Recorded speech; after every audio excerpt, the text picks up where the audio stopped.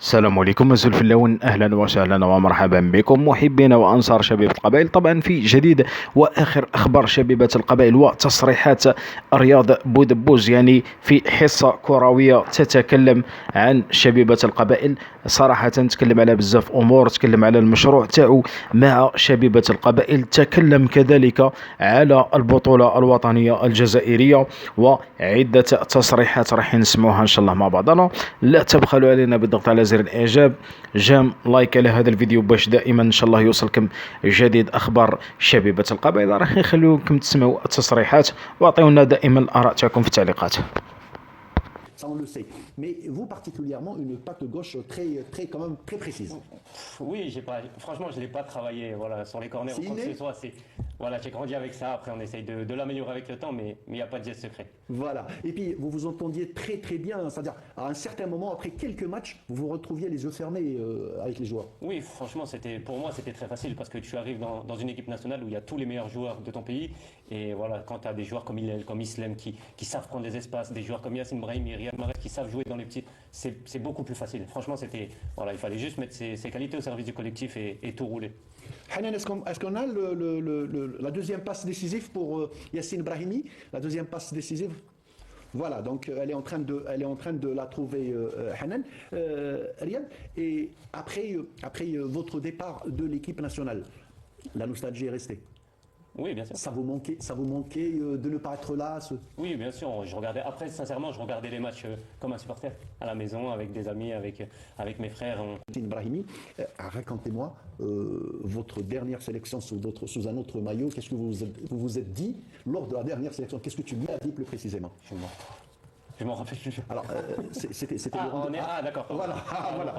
Pardon, non, je lui ai dit à Yassine, je l'avais dit quand on était plus jeune, je l'avais dit on va jouer ensemble plus tard en équipe d'Algérie et il l'avait pris avec le sourire. Moi, je lui ai dit écoute, pour moi, ça sera la dernière ici et j'irai en équipe nationale d'Algérie. Voilà, et finalement, tu lui as rappelé ça quand vous vous êtes retrouvé en équipe nationale? Oui, on a déjà parlé.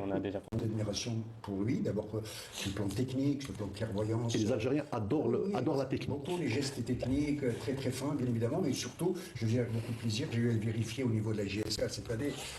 Très bonne éducation, les joueurs l'ont pris en sympathie, ils ont beaucoup apprécié. Vous savez, quand on vient, on a frôlé les grands cieux du football, et puis quand on se retrouve avec des jeunes, ils ont beaucoup apprécié ses conseils, son assistance, sa courtoisie, ça c'est très important. Moi j'estime que c'est un garçon, faut-il rappeler que Riyad Bouderbouze a eu la chance de fréquenter le centre de formation du FC Sochaux, qui est une référence.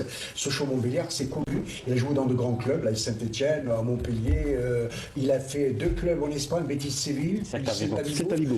Donc tout cela, mais de nombreux observateurs estiment, et ça je vous pose la question, vous êtes bien placé pour en répondre, Bouderbouze, que Riyad a finalement raté une grande carrière, beaucoup plus grande que ce que vous avez vécu. On me l'a souvent dit que j'aurais pu faire mieux avec mon talent. Après, vous connaissez le foot, il n'y a pas que le talent, il faut à des moments donnés mettre beaucoup de travail et peut-être j'ai pas su le faire à certains moments clés d'une carrière, mais ou peut-être d'autres paramètres extrasportifs. Oui, mais bien sûr, mais je préfère m'en prendre à moi-même que voilà, viser à côté. C'est toujours plus facile de dire ouais, c'est pas de ma faute. Moi, je préfère prendre et dire que si j'avais travaillé beaucoup plus à un certain moment, j'aurais pu aller toucher d'autres équipes à des meilleurs niveaux. Et ça, c'est de l'humilité. Ça, c'est de l'humilité. Ça, c'est de l'humilité. L'équipe de France, c'est une référence. Vous avez remporté la Coupe Gambardella, c'est la Coupe de France junior à l'époque. Hein. C'est ça. Mais j'avais pas beaucoup participé. J'étais encore jeune, mais j'avais fait quelques impressions. Voilà. Et moi, je m'adresse à Abdenour. Abdenour, vous aviez eu Riyad sous votre coupe avec Vaïd? Bien sûr, on a vécu pas mal de bons moments. Alors racontez-nous ces moments. Il l'a dit, lui. Il l'a dit, à chaque fois qu'on se retrouvait, surtout en groupement à Sidi Moussa, on sentait qu'il y avait une vie de famille, surtout entre eux. Je mets Vaïd de côté parce que Vaïd avait son sens de l'humour en dehors du football. C'est-à-dire, quand on était sur un terrain... Alors, Riyad est en train de rire. C'est ce qu'on est en train de dire. Est-ce qu'on peut l'avoir? Voilà. Alors, Riyad est en train de rire. Mais indépendamment de ça, moi, je gardais des souvenirs extraordinaires. Vous savez, une carrière, ça passe tellement vite. Et puis on se dit, tiens, là, tu viens de faire une petite rétrospective des buts qu'il avait marqués. C'était hier, quoi. Mais ça fait déjà 10 ans. Oui, ça fait 10 ans, exactement. Mais moi, ce que j'ai regardé de Riyad, c'est que, bon, il était tout le temps là, tout le temps en train de sourire. Avec ses petits copains en train de jouer comment on appelle ça, PlayStation et tout. C'est vrai, on a passé de très très bons moments. Et la vie est ainsi faite. Maintenant, moi je me suis retiré, lui maintenant il n'est plus en équipe nationale. Mais ce qui est important, c'est que quand on se rencontre, on se remémore avec plaisir ce qu'on a vécu. Très bien.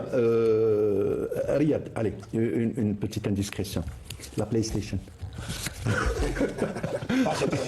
franchement, je joue beaucoup. Encore aujourd'hui. Accro. Encore aujourd'hui. Encore aujourd'hui. Ouais, franchement, je passe la plupart de mon temps sur la PlayStation. Tout le temps. Oui, mais ça me permet d'évacuer un peu. D'accord. Donc c'est beaucoup plus pour décompresser. Décompresser, oui, parce que je suis quelqu'un de très casanier et après l'entraînement, je rentre et je me mets sur la Play. tranquille. De toute façon, c'est un phénomène mondial. C'est Au un niveau des phénomène équipes- mondial, non, au niveau effectivement. des équipes nationales, hein, tous les joueurs au niveau mondial jouent à la PlayStation. Alors j'ai un copain, un ex-volleyeur, d'ailleurs c'est juste une petite parenthèse que je salue, Mounir. Mounir, alors il a les jeux de son fils et il a ses jeux à lui, donc voilà, la PlayStation il se la partage. Voilà, c'était juste pour l'anecdote, donc on a fait le tour, enfin une petite rétrospective sur Riyad Boudebouz et on passe à notre deuxième rubrique après ceci. Qui essaie d'aller vers l'avant. Et là, la victoire contre l'USMA est tout à fait méritée. Quoique l'USMA a eu également des occasions. Hein. Ouais. Maintenant, le football est ainsi fait 1-0, c'est une petite victoire, mais qui leur permet d'avoir 3 points. Riyad, un mauvais souvenir, le CS Constantine? Oui, un très mauvais. Le numéro 10 nous a fait du mal sur ce match-là. Voilà, justement. Un petit mot sur Brahim Dib qui est en train de faire parler de lui. C'est un super joueur. En dehors, je connaissais pas l'équipe de Constantine avant de jouer contre eux. Il nous a fait une très belle impression, mais je pense que c'est aussi grâce à son collectif que lui peut briller dans cette équipe. Tout à fait. Et comme le disait Abdelnour, le gardien Bossov qui avait sauvé le deuxième et le troisième but. Et c'est là qu'ils ont repris, après l'expulsion de Messala Merbah, et ils ont repris, on va dire, c'était un petit peu une réaction d'orgueil et ils vous ont planté 2 buts. Oui, c'était un match très difficile. Après, sur ce match-là, on fait aussi les grosses erreurs individuelles de placement et on leur a facilité la tâche. Tout à fait. Manhaouchin, le CS Constantine qui est en train de confirmer. On confirme. Aujourd'hui, dans le foot, que ce soit en Algérie ou partout, on va dire, entre parenthèses, les petites équipes, c'est les matchs les plus durs à jouer. Car c'est des joueurs qui travaillent beaucoup ensemble, qui essayent de prendre le maximum de points à domicile ou que ce soit même à l'extérieur. Et franchement, on peut le voir sur le championnat algérien. Il n'y a pas beaucoup, depuis que je suis arrivé, j'ai pas vu des gros résultats. Tout le monde défend bien, tout le monde essaye de se battre avec les qualités que chaque équipe a. Et c'est de plus en plus difficile à aller chercher des points à l'extérieur contre les soi-disant petites équipes. Et qu'est-ce que vous pensez du niveau? Allez, on y arrive. Qu'est-ce que vous pensez du niveau? Avant de venir à Riyad, vous avez eu une petite idée, mais là, vous y êtes en plein. Qu'est-ce que vous pensez quand même du niveau? Franchement, je suis agréablement surpris. Après, en équipe nationale, je voyais les joueurs du championnat algérien qui étaient avec moi dans l'équipe, que c'était des joueurs assez techniques. Et nous, les Algériens, on aime la technique. Donc c'est sûr que dans toutes les équipes, on est plutôt à l'aise. Et là où je suis surpris, c'est sur le terme d'agressivité. Je ne pensais pas que c'était autant. Et c'est bien pour le football algérien. Pour se développer, il faut des joueurs techniques et beaucoup d'agressivité pour franchir des paliers. On m'a fait une petite confidence, là, je vais tuer avec les confidences. On m'a fait une petite confidence, on m'a dit que Riyad Boudebouz, sur l'équipe actuelle, sur la sélection nationale actuelle, d'avant et actuelle, il apprécie particulièrement un joueur, je parle sur le plan footballistique, c'est Rami Ben Sebaini. Oui, bien évidemment. Alors c'est vrai, Riyad? Oui, bien sûr. Après, comme j'ai pu le dire, je m'entends bien avec tout le monde, mais Rami Non, je parlais du foot. Hein, oui, bien sûr. Rami, après, il y a beaucoup de super joueurs. J'aime bien que ce soit Oussama ou Rami Ngouiri, c'est des joueurs qui sont fins techniquement. Je parle de ceux qui étaient là, c'est-à-dire vous aviez parlé de son évolution, vous l'aviez vu à Montpellier. Oui. Voilà, donc vous avez vu comment il s'est adapté, comment il s'est intégré, comment c'est un bosseur. La preuve, il est en championnat d'Allemagne. Oui, bien sûr. Après, Rami, c'est déjà l'homme. Voilà, quand on est une personne comme lui et qu'on aime le football et qu'on a des qualités techniques comme les siennes, voilà, avec du boulot, c'est sûr qu'il allait faire une belle carrière. Et moi, depuis Montpellier, je parle avec lui et j'en étais sûr qu'il allait réussir. Et voilà, je suis très content pour lui. Et en plus, il arrive à s'imposer dans des très grands clubs et il tire des pénaltys dans des clubs où il y a des grands joueurs. Ça veut dire qu'il a une qualité technique hors de la moyenne. Il est arrivé à tenir la dragée haute au Real de Madrid. Oui, évidemment. Après, c'est un super joueur. C'est un super joueur, oui, effectivement. Voilà, donc c'était une petite parenthèse ouverte avec Riyad Boudebouz. On aime bien le faire parler parfois. On va passer au dernier match. On va juste voir les images et les buts. Le CSC avait perdu, ensuite le CSC qui bat l'USM Alger. Donc on voit que c'est très serré parce que la saison dernière, le Mouloudia, dès le début, il était déjà parti avec 8-10 points, il est arrivé même à 12 points. On voyait que l'issue était déjà, les jeux étaient déjà faits. Mais cette année, c'est pas le cas. Allez, on va voir, on va dire 6-7 équipes quand même qui vont jouer le podium. Oui, c'est très bien, c'est disputé et voilà, il y a beaucoup de compétitions et c'est tant mieux pour le championnat. Comme ça, aucune équipe n'a le droit de se relâcher et se poser les bonnes questions chaque jour, que ce soit l'entraînement ou dans les matchs. Ça, c'est l'avis du joueur, l'avis du journaliste. Oui, il y a mieux, s'il faut revoir le plan mathématique, moi je vous dirais mieux, c'est que si les GSK venaient à gagner ces 2 matchs, pourquoi pas, ce serait 19 points, c'est le poste de leader, pas deuxième. 19 points. Ah pardon, mais à culpa. Oui, alors, j'ai fait comme le joueur de la JS Saoura. J'ai pensé 19 et 16. Ismaël Mouloudia également un match retard. Hein. Oui, non, mais je veux dire, avant ça. Non, mais le Mouloudia Mouloudia, combien il a? Oui, 9 matchs, 9 points, 9 points. Donc non, mais sur ce classement-là, si la GSK avait joué, la GSK serait leader avec 19 points. Moi, je reviens juste à ce qu'avait dit Riyad sur le fameux match Mouloudia-JSK. Il avait dit que on sentait Là, que c'était un match XXL du Mouloudia, oui. Il avait dit que le Mouloudia, on sentait que c'était une équipe qui avait déjà des automatismes et tout.